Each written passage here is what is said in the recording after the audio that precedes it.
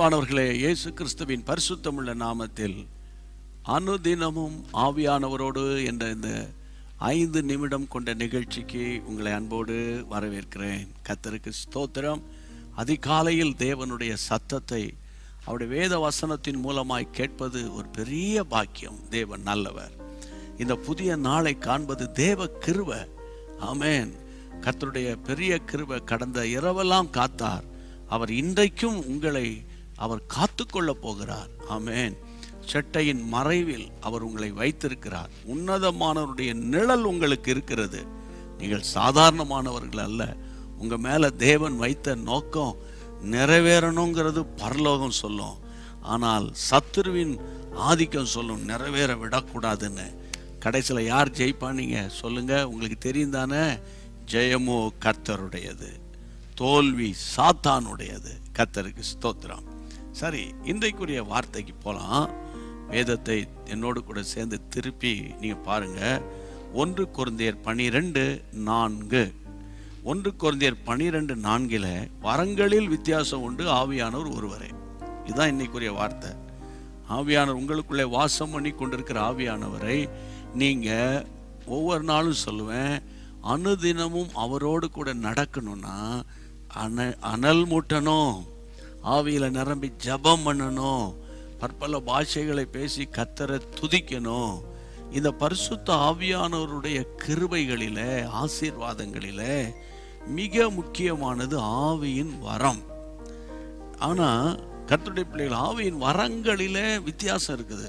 போதிக்கிற வரம், தீர்க்க தரிசன வரம், ஆவியை பகுத்தறிகிற வரம், பிசாசுகளை துரத்துகிற வரம், அற்புதங்களை செய்கிற வரம், அந்நிய பாஷைகளை பேசுகிற வரம், அதற்கு வியாக்கியானம் பண்ணுகிற வரம், இல்லையா? இப்படி பல வரங்கள் உண்டு, வித்தியாசம் உண்டு. ஆனால் ஆவியானவர் என்னமோ ஒருத்தர் தான். அப்போ இந்த நாட்களில், இந்த கடைசி காலங்களில், இந்த கிருபையின் நாட்களின் கடைசி மணி நேரத்தில் இருக்கிறோம். ஏசப்பாவினுடைய வருகையின் விளிம்பில் நிற்கிற பிரியமானவர்களே, உங்களுக்கு ஆவியின் வரங்கள் ரொம்ப அவசியம். உதாரணத்துக்கு சொல்றேன், ஒரு தீர்க்க தரிசன வரம் உங்களுக்குள்ள கிரியை செய்யுமானால், உங்களுக்குள்ளே சத்துரு நுழைந்தால் உடனே கண்டுபிடிச்சிடுவீங்க.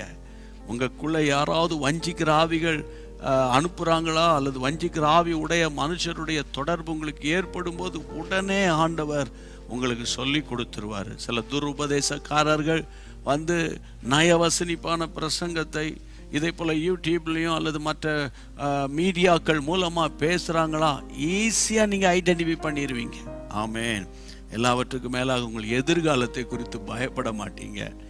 கர்த்தர் உங்களுக்கு வைத்திருக்கிற காரியங்களை குறித்து தெளிவு உங்களுக்கு இருக்கும். பிரியமானவர்களே, நீங்கள் நினைக்கக்கூடாது எங்களை மாதிரி ஊழியக்காரங்க தான், பெரிய பெரிய ஊழியக்காரங்க தான் இதெல்லாம் சொல்லுவாங்க, அவங்களுக்கு தான் இந்த கிருபைன்னு பைபிளில் ஒரு இடத்துல கூட கிடையாது. கர்த்தருடைய பிள்ளைகளை, ஆவியானவர் ஒருவராய் இருக்கிறார். அவர் தான் உங்களோடு பேசுகிறார். இதை பெற்றுக்கொள்றதுக்கு என்னன்னா, அடிக்கடி தனி ஜெபம் பண்ணுங்க, அடிக்கடி அந்நிய பாஷையில கர்த்தரை துதியுங்க. மறைப்பொருளை கர்த்தர் வெளிப்படுத்துவார். உங்களுக்குள்ளே குழப்பமாய் இருக்கிற காரியத்துல சரியான தீர்மானம் எடுக்க என் கர்த்தர் உதவி செய்வார். ஜெபிக்கலாமா? எங்கள் பரலோக பிதாவே, அப்பா உமக்கு ஸ்தோத்திரம், உமக்கு ஸ்தோத்திரம். ஆவியானவர் ஒருவரே நடப்பித்து தமது சித்தத்தின்படியே அவனுக்கு பகிர்ந்து கொடுக்கிறார் என்று 1 கொரிந்தியர் 12:11 சொல்லப்பட்டபடியே இப்போது உம்முடைய பிள்ளைகளுக்கு வரங்களை பகிர்ந்து அளித்து, அப்பா உம்முடைய நாமத்தை மகிமைப்படுத்தணும். கடைசி காலம், உம்முடைய பிள்ளைகள் வஞ்சிக்கப்பட்டு விடக்கூடாது, உம்முடைய பிள்ளைகள் தடுமாறிடக்கூடாது, குழம்பிடக்கூடாது. கர்த்தர் தாமே உதவி செய்யணும். இந்த ஜெபத்தை நீர் அப்படியே கேட்கிறீர். யார் யார் எனக்கு இந்த கிருபை வேணும், எனக்கு இந்த பர்டிகுலரா ஆண்டவரே அந்த ப்ரீச்சிங் அனாயிண்டிங் வேணும், பர்டிகுலரா ஆண்டவர் அந்த டிசைண்டிங் இன் த ஸ்பிரிட் என்று சொல்லப்படுகிற ஆவியை பகுத்தறிகிற ஒரு வரம் வேணும். யார் யார் என்னென்ன கேட்குறாங்களோ, யார் யார் ஒருவேளை தீர்க்க தரிசன வரங்களை கேட்குறாங்களோ கொடுத்துருங்கப்பா. அந்நிய பாஷைகளை பேசுகிற வரம், அதுக்கு வியாக்கியானம் பண்ணக்கூடிய கிருபைக்கரம் கொடுத்துருங்கப்பா. உங்களுடைய பிள்ளைகளை ஆசீர்வதிங்கப்பா. உங்களுடைய பிள்ளைகள் மூலமாக உங்களுடைய ராஜ்யம் தேசத்தில் வளரட்டும் அப்பா. ஜெபத்தை கேட்ட கர்த்தருக்கு ஸ்தோத்திரம், ஸ்தோத்திரம், ஸ்தோத்திரம்.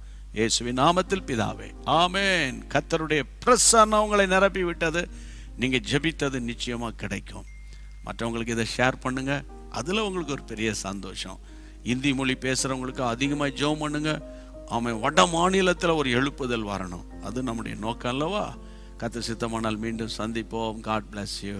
அன்பான தேவனுடைய பிள்ளைகளே, இச்செய்தி உங்களுக்கு மிகுந்த ஆசீர்வாதமாக இருந்ததென்று நாங்கள் நம்புகிறோம்.